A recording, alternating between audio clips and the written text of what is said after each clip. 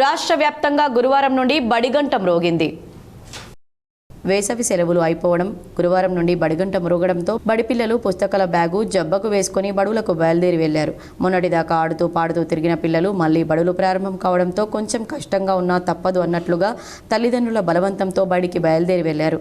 కొంతమంది పిల్లలు మెల్లగా వెళదాములే, ఈరోజే ప్రారంభం కదా, ఇప్పుడే పాఠాలు చెప్పరు కదా అనుకుంటూ ఇంటి వద్దనే ఉండిపోయారు. ఇక ఈరోజే పాఠశాలలు ప్రారంభం కావడంతో పాఠశాలల్లో హాజరు శాతం కూడా అంతంత మాత్రంగానే ఉంది. పాఠశాలలు ప్రారంభం కావడంతో తల్లిదండ్రులు తమ పిల్లలను బడులకు పంపడం, వారికి కావలసిన నోట్బుక్లు, పుస్తకాలు, పెన్నులు, యూనిఫామ్, బడి ఫీజుల కోసం డబ్బులు జమ చేసే పనిలో పడ్డారు.